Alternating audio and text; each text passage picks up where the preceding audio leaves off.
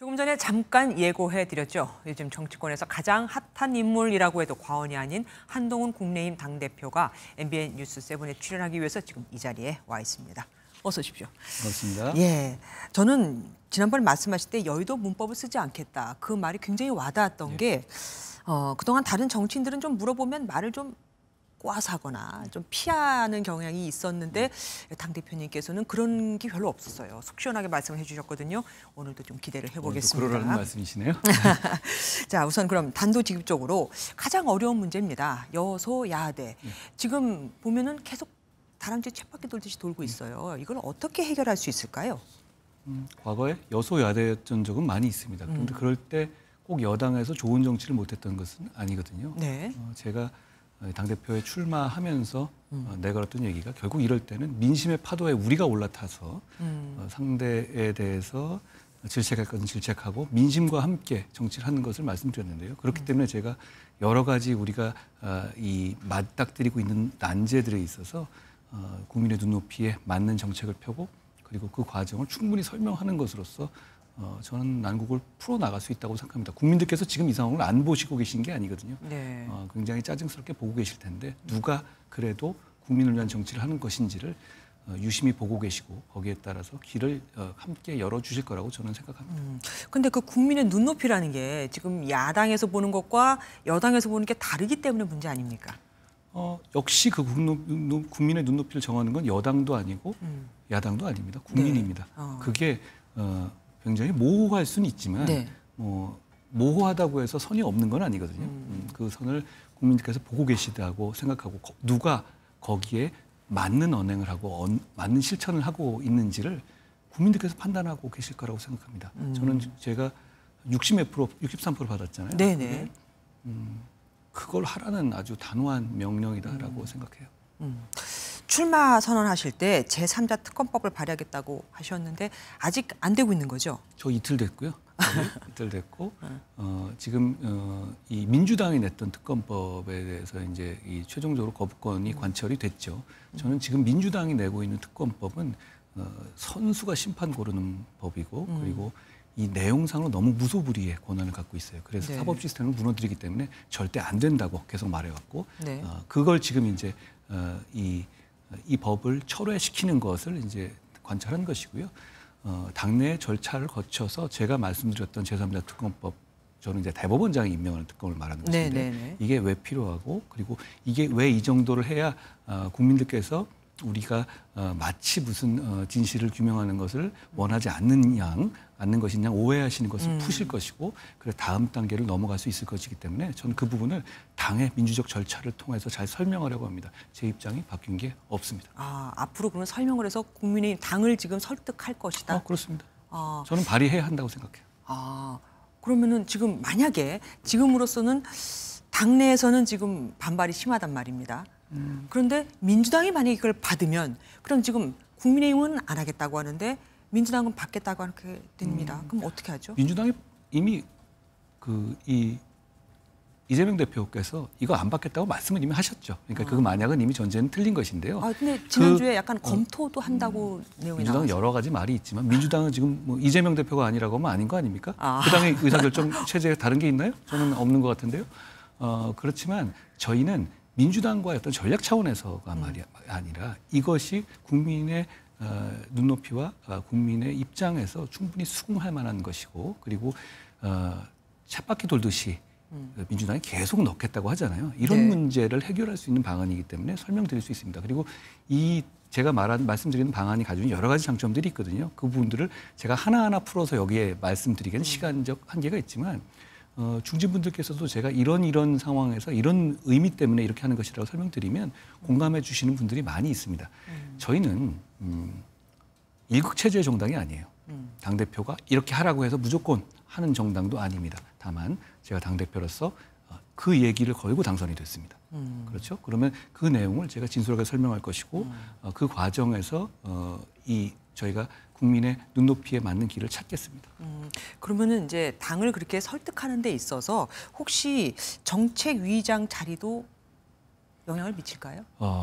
그거는 사실 그렇게 같이 포석을 문제는 아닙니다. 아까 말씀드렸다시피 뭐 여의도 문법이라고 하잖아요. 모든 걸 이렇게 바둑돌의 그 포석처럼 보는 건 적절하지는 않은 것 같고요. 인사는 좋은 정치를 하기 위한 과정이고 도구일 뿐입니다. 그 과정에서 많은 얘기를 듣고 전례를 듣고 규정을 보고 그리고 어떤 것이 우리가 지금 이 난국을 사게 하는데 더 도움이 되는 인사인가 그리고 어떤 것이 제가 지금 63%의 당신 민심을 동일한 수치를 받았잖아요. 예, 다 받았죠. 굉장히 어깨가 무거운 수치인데요. 그 의미가 뭔지 어떤 변화를 원하시는 것인지 그 뜻이 뭔지를 잘 숙고해서 제가 차분하게 인사를 하겠습니다. 그러면은 점정식 정책위장은 왜 이렇게 지금 정치권에서 논란이 되고 있는 걸까요? 정치권에서는 사실 그 관전 포인트를 찾으시죠. 여러 가지 관전 포인트를 찾으시는 건데요. 인사 과정에서 여러 가지 의견이 나오는 건 자연스러운 겁니다. 그리고 저희가 아까 제가 잠깐 말씀드렸지만 저희가 63%의 민심 당신을 받았다고 하잖아요. 굉장히 놀라운 수치거든요. 저희로서는. 네, 그렇죠. 민주정당으로서는 대단하죠. 물론 99.9를 받는 정당도 있고 90%를 받는 정당도 있지만 그건 민주주의의 정당이라고 보기는 어려운 거고요. 그렇다면 이 과정에서 각각의 입장과 얘기들을 할 수 있는 거예요. 그 과정들을 무조건 스킵하고 무조건 제 뜻대로 가야 된다? 그거는 지금 우리 민심이 원하는 바가 아니라고 생각해요. 사실 보통 이런 얘기도 있었죠. 뭐 당정 관계, 대통령 관계 역시는 마찬가지입니다. 그건 정치의 목표가 아니고 인사도 마찬가지죠. 정치의 좋은 정치를 하고 국민에게 이익을 가져다 주는 정치를 하겠다는 목표를 향한 과정일 뿐이잖아요. 그 과정에서 좋은 방법을 찾아 나가겠습니다. 거기에 뭐 이거는 아니면 절대 안 된다 이런 건 없어요. 그러면은 정책위장을 바꿀지 뭐 그대로 갈지도 아직 정해진 경우. 제가 여러 가지 숙고하고 있습니다. 그리고 최근 검찰총장 패싱과 관련해서 수사 방식 그러니까 국민 눈높이를 고려했어야 한다고 말씀하셨는데 그러면은 수사 방식에 문제가 있었다고 보시는 겁니까? 원래 제3 그 장소에서 수사하는 게 불가능한 건 아닙니다. 그렇지만 이 사안 자체가 받고 있는 여러 가지 관심들을 감안한다면 검찰청에서 조사를 비공개로 조사를 공개 수사는 말이 안 되는 것이고요. 그렇죠. 예, 그건 지금으로서 규정이 바뀌어서 그렇게 하고 있지 않습니다. 누구에 네네, 대해서도. 검찰청에서 조사하는 방식을 선택했었더라면 국민들께서 조금 더 편하게 보시지 않았을까 하는 정도의 말씀을 드린 겁니다.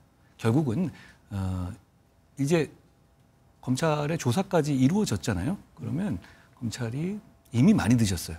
신속하게 결론을 내야 한다고 생각합니다. 네, 김건희 여사 특검법에 대해서는 어떻게 스탠스를 잡고 계십니까? 역시 그 사안을 볼 땐 제가 출마할 때도 똑같이 말씀드렸는데요. 첫째로 크게 보면 이제 이런 거잖아요. 뭐 그 도이치 사건이 있고, 뭐 가방 이슈가 있고 이렇죠. 네. 도이치 사건 같은 경우는 지금 항소심 판결이 목전에 나와 있어요. 이 사안에서 무슨 특검을 한다 이런 말들은 좀 그 효용성이라든가 이런 맞지 않고요. 사법 시스템에 맞지도 않고 이미 재판이 사실 이 결론에서 벗어날 수 없는 재판이 1심도 아니고 항소심을 앞두고 있는 상황이고요. 그렇기 때문에 이 특검을 하기엔 적절하지 않은 사안이고요. 그리고 가방 이슈는 사실 동영상까지 나와 있잖아요. 그러니까 사안의 어떤 그 진상이라든가 그리고 이런 문제들은 이미 어느 정도 규명돼 있어요. 법리적인 면도 마찬가지고. 그렇다면 이 두 사안 지금 단계에서 특검을 논할 만한 사안은 아니라고 봅니다. 그러면은 이게 대통령과의 관계에 뭐 영향을 미칠 것 같지는 않네요. 대통령도 그렇고요. 저도 그렇고 굉장히 공적인 임무를 담당하는 사람이잖아요. 우리의 관계가 어떤 사실이라든가 정책에 영향을 미치지 않습니다. 그래서도 안 되고요. 앞으로도 그러지 않을 겁니다. 예, 최병 특검처럼 제3의 대안을 또 내놓으실 만한 게 있는지 예를 들면 뭐 방송사법도 그렇고 어떻게 생각하십니까? 방송사법의 문제는 이겁니다. 과연 공정한 방송, 정권이 바뀌더라도 공정한 방송 당연히 맞는 말이에요. 네. 그 말 자체는 100% 동의합니다. 그런데 과연 지금의 민주당이 드라이브를 걸고 있는 방송사법이 그 목적을 위한 것이냐? 그게 아니라는 건 누구나 동의할 겁니다. 그게 만약에 그런 의도가 있었다면 문재인 정부 당시 초기 4년, 5년 동안에 왜 이걸 안 했을까요? 그리고 문재인 정부 당시 초기에 MBC와 KBS의 사장을 그렇게 전광석 같이 무리하게 뒷조사하면서 바꾸는 것? 그런 거 설명 안 되지 않습니까? 결국은 이 법 자체가 지금까지 해온 대로 민주당이 어떤 특정의 방송사를 장악하겠다는 의도가 너무 명백해요. 그러면 저희가 이걸 알면서도 이거를 덥석 받아준다는 것은 우리의 문제가 아니라 국민과 이 민주적인 그 언론 문제를 해야 하는 거라고 봐요. 그럼 오히려 그렇게 통과돼가지고 만들어진 공영방송사는 어떻게 활동하겠습니까? 그렇게 민주당에게 보은을 입은 방송사는 앞으로 어떤 방송을 하겠어요? 국민을 위한 방송을 하겠습니까? 민주당을 위한 방송을 하겠습니까? 저는 민주당을 위한 방송을 하게 될 거라고 봅니다. 그렇기 때문에 이 법은 안 됩니다. 그렇다면 더 좋은 법을 만들어야죠. 근데 더 좋은 법을 만들기 위해서는 상임위원회, 소위원회에 대해서 치열한 토론을 거쳐야 합니다. 왜냐하면 앵커님이 전문가시지만 방송법은 이 하나하나의 디테일이 악마는 디테일에 숨어 있단 말입니다. 하나하나의 그 디테일 때문에 결국은 모든 게 바뀌거든요. 전문정의 영역이에요. 그렇다면 문제가 뭐고 리스크가 뭐고 여기서 어떤 문제가 있을 수 있는지에 대해서 아주 치열하게 전문적인 토론을 해야 합니다. 그거 하라고 상임위가 있는 거거든요. 그걸 안 한 법입니다. 지금 단계에서 법은 그건 안 되는 거죠. 말씀하신 건 대안 좋습니다. 그 대안을 만들자는 겁니다. 치열한 토론을 정해서 하고 그리고 합의 정신을 이 국회의 기본 정신인 합의 정신을 발휘해서 저는 그거 필요하다고 생각합니다. 그런데 지금 이 방송사법 이건 그냥 독이 든 사과를 던져주고 먹을래 안 먹을래 묻는 겁니다. 이건 국민을 위해서 먹으면 안 되죠. 마지막으로 짧게 좀 부탁드릴게요. 끝으로 국민께 하고 싶은 말씀이 있으시다면. 저는 나라가 잘 됐으면 좋겠습니다. 그리고 그 마음에 진심이 실제로 있고요. 그걸 위해서 제가 선민후사라는 말 잊지 않고 좋은 정치 해보겠습니다. 그 과정에서 제가 잘못 가는 길도 있을 것이고 좀 실수하는 것도 있을 겁니다. 그때 질책해 주시고 조언해 주시면 저는 그때 제 입장이나 제 지향점이 틀렸다고 생각하면 얼마든지 바꾸겠습니다. 그런 정치하겠습니다. 네. 여러 방송사에서 출연 요청이 있으셨는데 이렇게 딱 MBN을 콕 집어서 나와주셨습니다. 정말 감사드립니다. 고맙습니다.